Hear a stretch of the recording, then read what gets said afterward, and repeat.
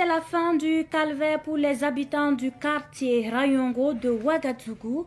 Les cris de cœur des populations ont été entendus par l'association Jeunesse Unie pour l'émergence du Faso. Ses membres se sont mobilisés pour la réhabilitation du pont reliant Rayongo au centre-ville.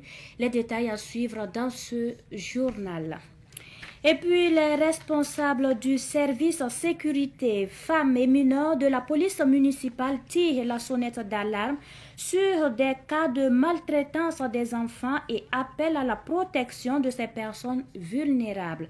90 enfants victimes ont été enregistrés au premier semestre de 2025. Un reportage à suivre dans ce journal. Ce sont les principaux titres de cette édition. Mesdames et messieurs, bonsoir et merci de nous choisir pour vous informer.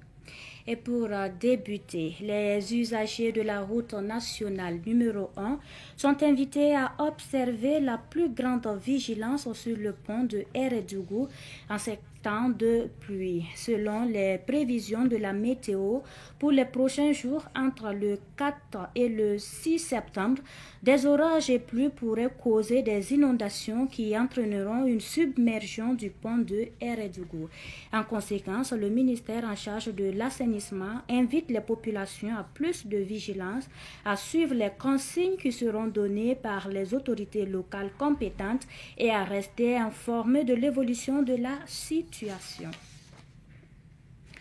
Comme annoncé en titre, l'association Jeunesse Unie pour l'émergence du Faso s'est mobilisée pour la réhabilitation du pont qui relie Rayongo au centre-ville. En cas de pluie, ce passage d'eau est inondé, empêchant le déplacement de la population. La réparation a eu lieu le week-end dernier et c'était en présence de notre reporter Abdoulaye Kinda. La jeunesse unie pour l'émergence du Faso soulage les habitants du quartier Rayango. Le seul pont qui permettait aux milliers de populations de rallier le centre-ville était en dégradation avancée. C'est ainsi qu'une solution a été trouvée. C'est suite à l'état dégradé de façon avancée donc, du pont situé à Rayango que nous avons donc pris conscience.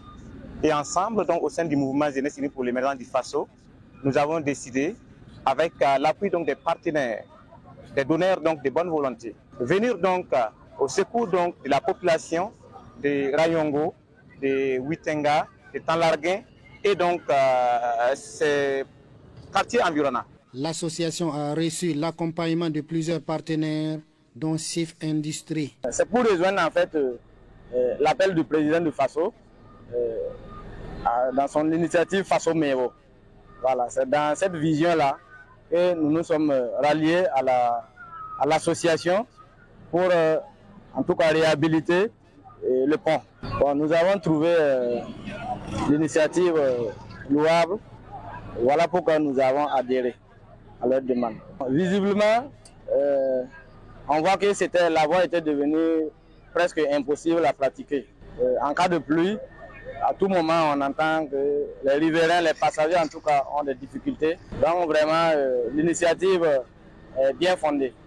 Ou disons qu'elle est la bienvenue. La réparation du pont est un soulagement pour la population, mais la voie elle-même qui relie le quartier Rayongo au centre-ville est aussi dégradée, d'où un appel à l'adresse des autorités. Nous avons eu l'accompagnement de Faso Mevo. La voie tout au long du tronçon est tellement dégradée et nous lançons un appel, notamment à l'égard du ministre des infrastructures et du désenclavement, à l'égard du capitaine Ibrahim Traoré, pour qu'il songe à bitumer cette voie.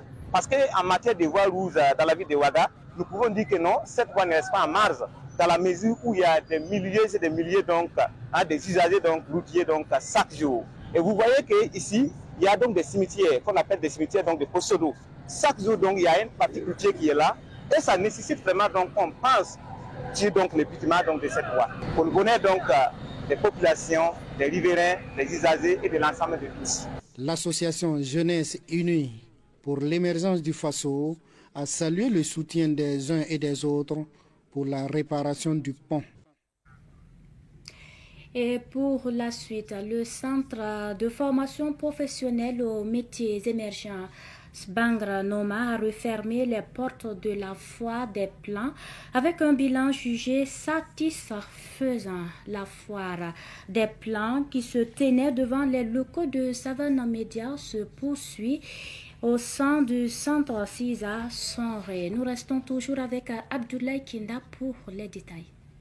Le centre de formation professionnelle au métier émergent Bangernoma a refermé les portes de la foire des plans devant les locaux de Savannah Media. Après un mois de vente, le bilan est satisfaisant selon le responsable pédagogique du centre. Le bilan est satisfaisant.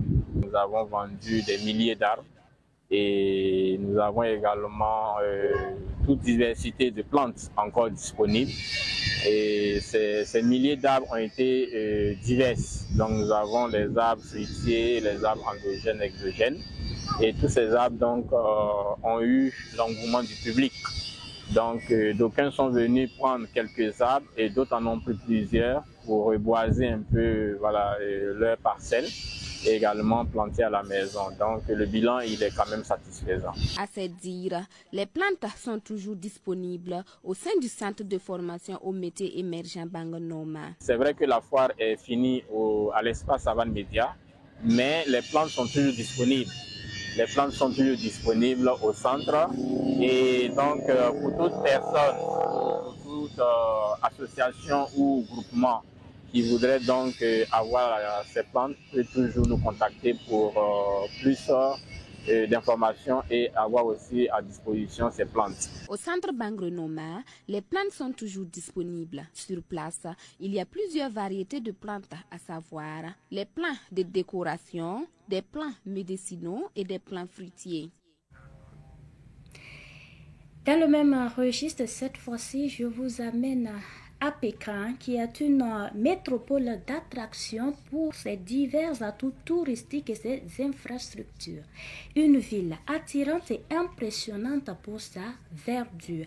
Sur le long des routes dans la capitale chinoise, le paysage verdoyant se laisse admirer, témoignant d'une véritable révolution verte qui fait de la ville modèle de développement écologique. On le constate dans cet élément que nous propose Germaine Farama. Pékin vert, c'est ce visage que présente Beijing, la capitale de la République populaire de Chine. Ainsi, Beijing ou encore Pékin est en pleine transformation écologique. Ce pays, autrefois reconnu comme l'un des grands pollueurs du monde, montre aujourd'hui à travers son paysage sa volonté de restaurer la nature. Des avenues aux espaces publics, en passant par les habitations, services et sites touristiques, tous ces lieux concilient soigneusement urbanisme et développement durable. Je suis fière de vivre dans un environnement plus vert et plus belle. Je trouve que Beijing est une ville qui allie la tradition et la modernité. Au-delà de ces infrastructures modernes, Pékin est une ville qui force l'admiration avec son paysage verdoyant. C'est une dynamique de reforestation à l'échelle nationale qui est enclenchée en République populaire de Chine, comme c'est le cas à Xiamen, une ville chinoise. Dans sa dynamique de respect pour l'environnement, ce pays de l'Asie s'efforce de réduire la pollution de l'environnement avec la mise en circulation des engins électriques. Tous les engins à 2 roues sont sans moteur et la population est aussi encouragée à se tourner vers les véhicules électriques. Aujourd'hui, l'ambition des autorités chinoises est de parvenir à un développement qui tient compte du respect de l'environnement. Venons-en à ce tout autre titre de cette édition. Nombreux sont les enfants victimes de maltraitance dans la ville de Ouagadougou. Le service sécurité femmes et mineurs de la police municipale a enregistré 90 cas de violence au cours du premier semestre de cette année. À cela s'ajoutent aussi des cas de femmes victimes de violences. Nous sommes allés à la rencontre des premiers responsables de ce service. Un reportage signé Fatoumata Kompaoré et Abdoulaye Kinda. Le service sécurité femmes et mineurs de la police municipale est rattaché à la direction de l'observatoire de la ville. Il a pour mission d'intervenir en cas d'abus ou de violences exercées sur les femmes ou les enfants. Nous avons pour mission, lorsque ces femmes sont en difficulté ou ces mineurs sont en difficulté, de les secourir, procéder à leur orientation et à l'accompagnement des mineurs en difficulté dans les centres d'accueil et en collaboration avec les autres structures sociales. Grâce à l'intervention de ce service sur le terrain, 90 enfants ont été sauvés au cours du premier semestre de l'année 2025. Enfants égarés, nous avons un chiffre de 17, enfants victimes de maltraitance 7, les malades mentales 4, nous avons les enfants en mobilité. Les personnes les plus touchées sont des jeunes garçons, les mineurs, voilà, âgés de 9 à 19 ans. Ils sont toujours accompagnés par des personnes plus âgées qui les recrutent. Voilà, il y a des recruteurs. Ce sont ces recruteurs-là qui les convoient d'une localité à une autre. Mais ces recruteurs-là aussi prennent des dispositions pour souvent échapper à la police. Lorsqu'on tombe sur ces enfants, soit par signalement ou bien par alerte, nous mettons un dispositif. Et lorsque les enfants sont identifiés, voilà, nos équipes d'intervention se déportent sur les lieux. Si on appréhende souvent l'auteur, la personne suspectée des traites là, on les reçoit, on les écoute, voilà, et on prend les informations nécessaires avant de les référer. Nous avons la brigade régionale de la protection de l'enfance qui est sise au commissariat central. Plusieurs types de maltraitance ont été notés par les hommes de Jules Romain Tapsoba. Quand on parle des enfants victimes de maltraitance, nous avons les aides ménagères et nous avons en tout cas des enfants dans des familles où souvent ils ne vivent pas avec leur propre géniteur, soit le papa n'est pas là, la maman s'est remariée, ou la maman n'est pas là, le papa s'est remarié, et il y a des problèmes entre la marâtre et l'enfant, et souvent même ça peut aller à des agressions physiques et qui peuvent même laisser des lésions, voilà, très graves. Il y a aussi le cas des femmes victimes de maltraitance qui sont secourues par le service sécurité femmes et mineurs. Nous avons également les femmes en difficulté victimes de maltraitance, les mères en difficulté et également il y a le phénomène de bébés abandonnés. Donc au courant ce premier semestre, nous avons en tout cas pris en charge un cas de bébé abandonné.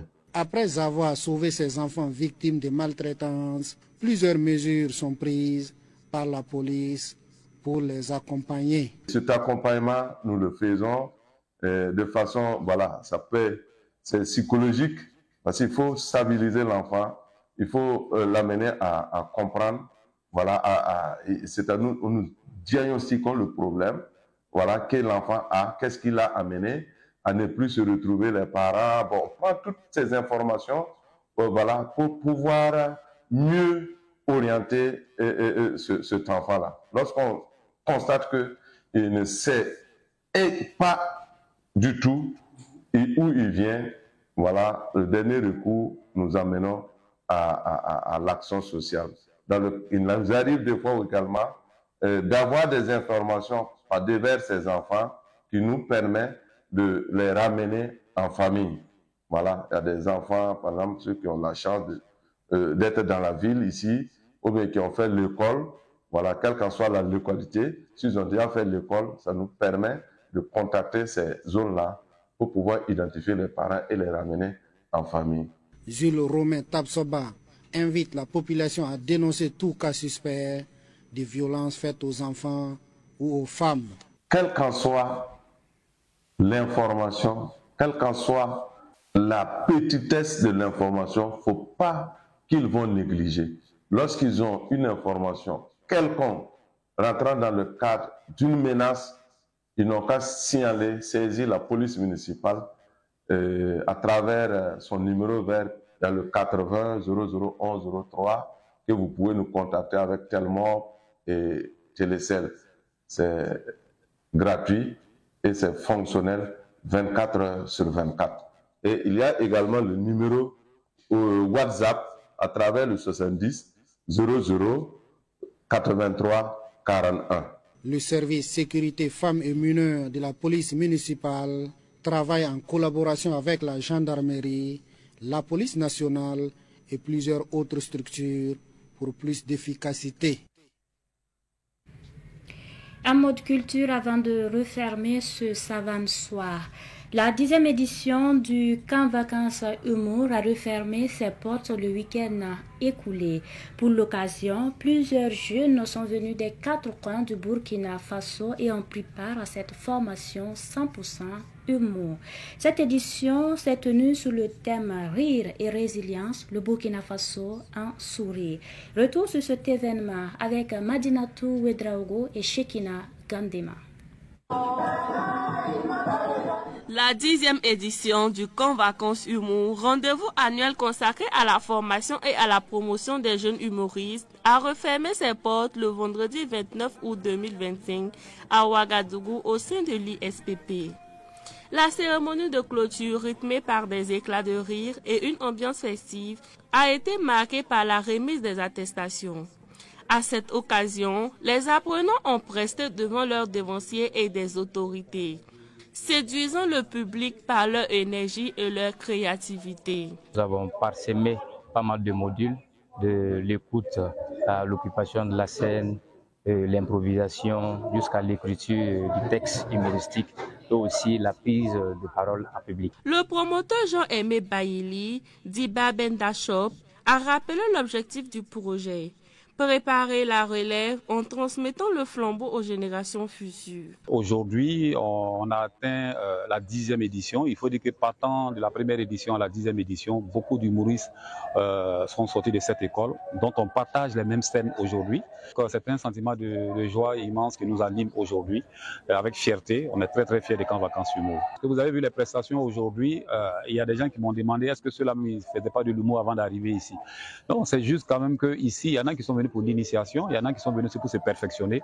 Il faut dire que ce n'est pas seulement leur apprendre à jouer sur scène, rien que l'écriture humoristique, mais c'est aussi leur apprendre à savoir comment se comporter, avoir une hygiène de vie et puis essayer d'affronter l'international, parce que ce qu'on cherche aujourd'hui, c'est l'international. Quand on organisait au départ, il faut dire que c'était Ouagadougou seulement qui participait. Et aujourd'hui, on est content parce qu'ils viennent un peu de partout. Et la particularité aussi, il faut avouer que cette année, j'ai encore eu beaucoup d'humoristes qui sont venus nous accompagner. Placé sous le signe de la transmission et du partage, cette 10e édition a réuni plusieurs jeunes talents qui ont bénéficié de formations pratiques et théoriques sur l'écriture humoristique, la mise en scène et la performance scénique. Le projet court depuis 2016. Fin de ce savant soir, merci de nous avoir suivis. Très bonne suite en compagnie de nos programmes.